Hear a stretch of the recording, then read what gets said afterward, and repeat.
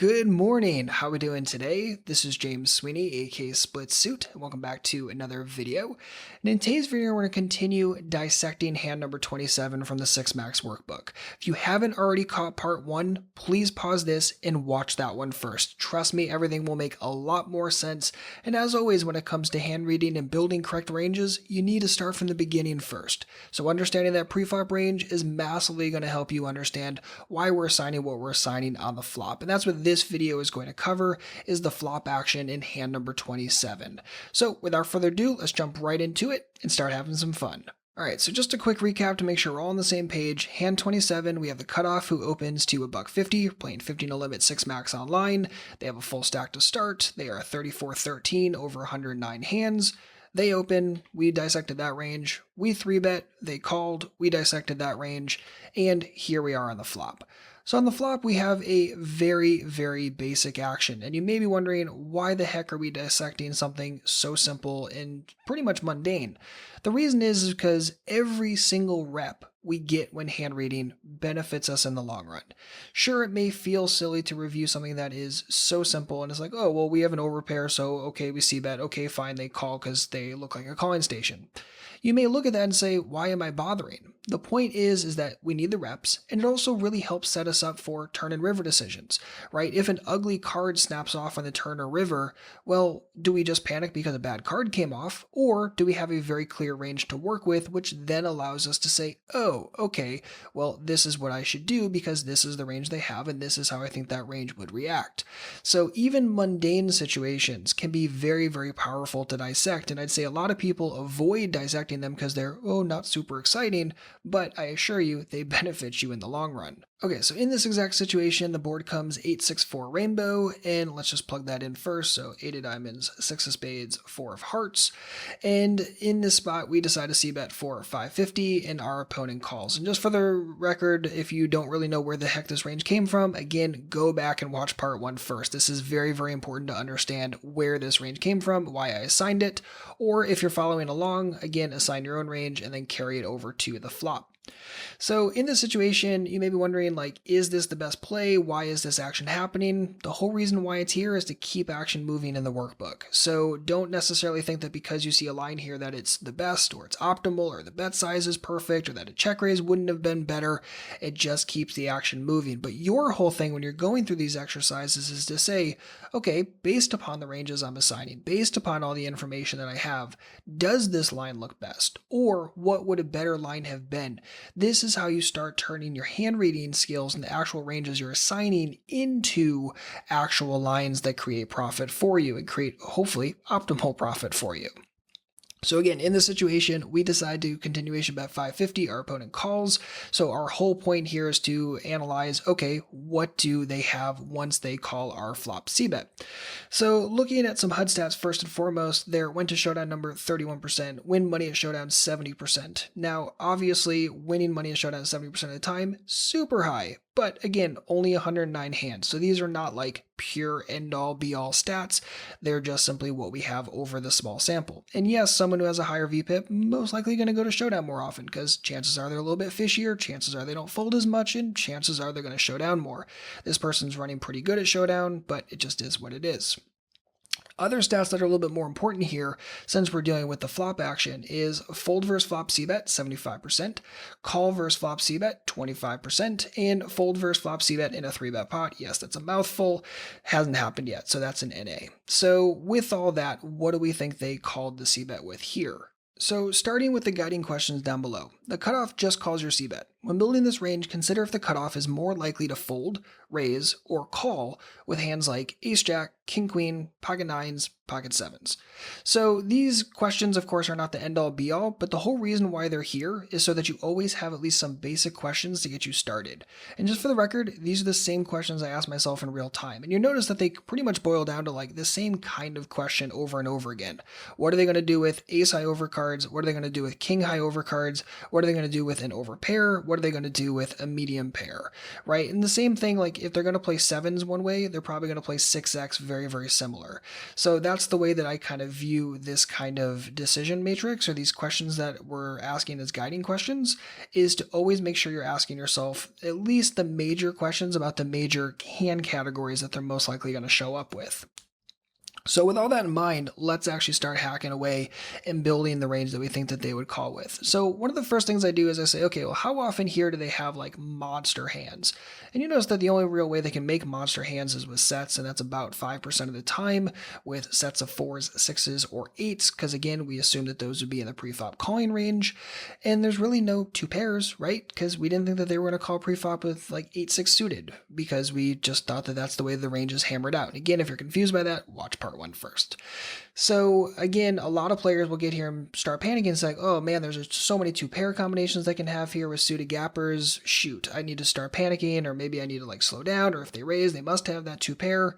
Remember, if you set a good preflop range that makes a lot of sense, it makes it much easier to see when two pairs are possible versus, in this case, probably not so possible.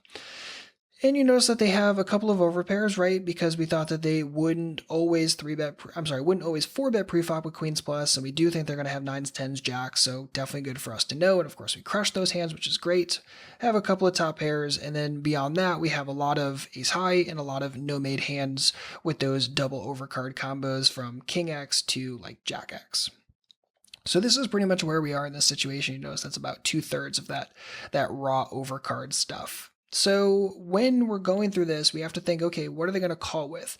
And you notice that we essentially kind of have like two different kind of people. We have people that are going to play really fit or fold on this board, meaning that they're going to fold things like the raw overcards, or we have people that probably aren't going to fold that, right? Because I don't think anyone reasonably here is expecting the cutoff, whether he's this person or even a tag or even a nit, to probably relinquish like a pair in this situation. They're probably at least going to peel it off. So reasonably, I can think that all those hands are probably going to call. And the main question I ask myself with sets is like, is this person more likely to fast play it or slow play it here? And I think they're probably going to fast play sets because the board is so connected. I just assume that someone like this is more likely to play it fast. Now, that's obviously not based on stats, right? These stats aren't going to be super useful. How often, what is this out of? Like 4? Maybe they face c-bets like 4 times, maybe 8 times, but reasonably, these stats aren't super helpful. We haven't seen them face a c-bet in a 3-bet pot yet. So again, we don't have like HUD stats we can really use here. We're just having to use like general clues and make our best decision from there. So I really do think that when he flats here, he probably doesn't have a set, or at least not a set 100% of the time. If you wanted to go in here and weight it down, maybe you can weight it down to something like 20% that you think that he's going to be sitting here with that kind of thing. Filter please, apply all, accept. Perfect. So we think that he has sets 20% of the time when he flats, fine. And overpairs, probably 100%. The main reason why I say that is I don't think that someone who's going to call these kind of hands preflop is automatically going to raise on this board by any stretch. I think they wait for safe cards. They wait to see what you do on turns. So I'm going to assign all overpairs in the flatting range here. I think that makes sense. Same thing with top pair. I always kind of ask myself, like, does someone play these kind of hands differently, top pairs versus overpairs? And oftentimes the passive side of the spectrum doesn't really in most situations. They tend to play both very similar, in my opinion and experience. Next, weak pairs, definitely think they're flatting that. Don't think they're going anywhere. On a low board like this, they're more likely to say, well, I think you have ace king, so I'm going to peel off for one street. So weak pairs definitely in there.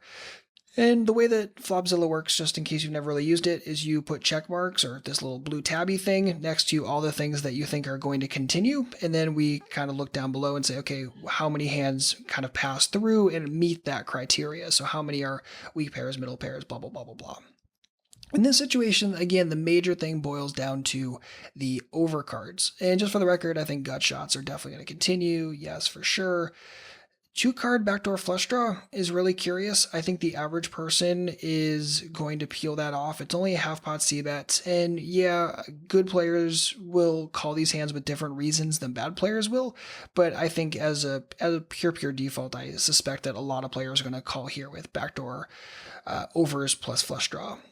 So, I'm sorry, overs plus backdoor flush draw. So in this situation, again, the major thing boils down to the overcards.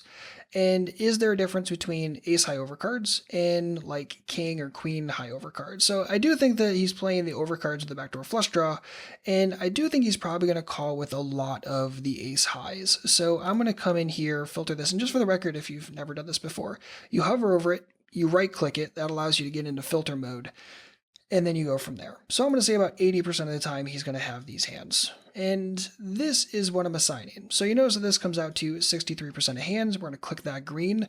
All this means is that we now have a pass-through filter, which means only the hands that have this blue check are going to get continued into that range. You notice this changes colors slightly when we go over to green. So a couple things we need to start with here. First and foremost, let's just put all this in the template. So Control Alt T as in Timothy. I'm going to take that, copy it, paste it in. Awesome. We're going to take our 63 because we're 63% of their previous range is calling the flop c-bet, and number of combos, if we hit tab, is going to bring us to the combo mode, and we have 124. I'm just going to do 124 and go from there. I don't need to be super precise with the decimals. This gets us started. So this is what I'm assigning at this point. And again, you may be looking at this and saying, Split, this is pretty boring. Why are we dissecting a very, very common situation? Again, it's good reps. Definitely good for us to get in there and say, okay, like what kind of inflection points are there in the ranges in terms of will they call here? Will they raise here? What do those things mean? Again, how are they going to play sets? How are they going to play the over pairs and top pairs? Are they going to play them more aggressively, or are they going to continue flatting with them? And keeping in mind that this person is kind of on the more passive side of the spectrum. They did just decide to call pre-flop. I don't think they're going anywhere, and I also don't think they're raising 100% of the time by any stretch either. And then the other major important thing here is how often are they going to float or peel off? And again, players do this very, very differently and with very, very different reasons. I am going to float and peel differently with position versus out of position. The average person does too.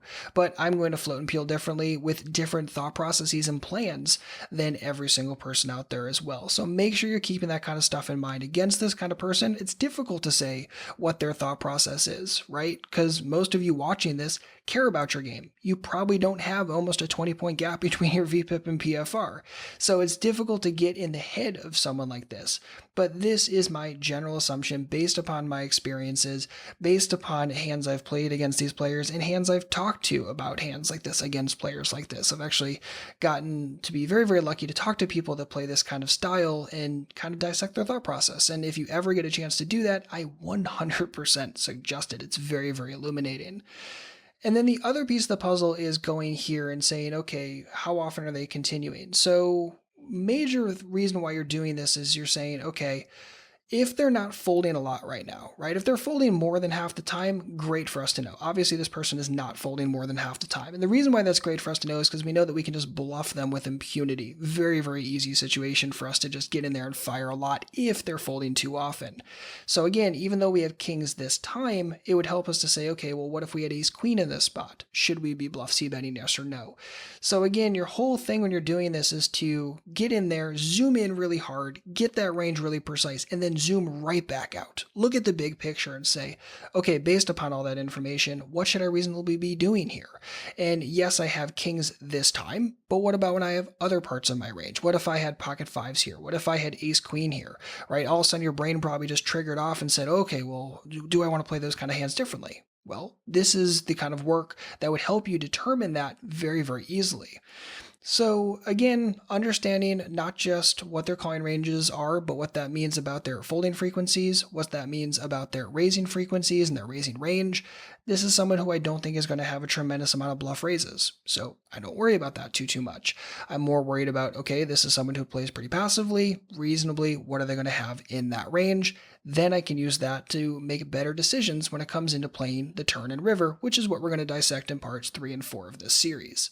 So that's going to wrap it up for part 2. Hopefully you enjoyed, hopefully you learned something. Yes, I understand that dissecting common call versus c-bet ranges aren't the most exciting, but trust me, the work is invaluable and pays off huge in the long run.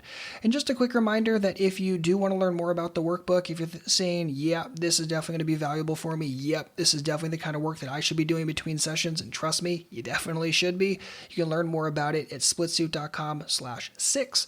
And also there is a Flopzilla edition of that. So if you don't have Flopzilla yet, but you're seeing the value in it and you want to grab the workbook plus Flopzilla and save a little bit on both in the meantime, definitely check that out. Again, splitsuit.com/6.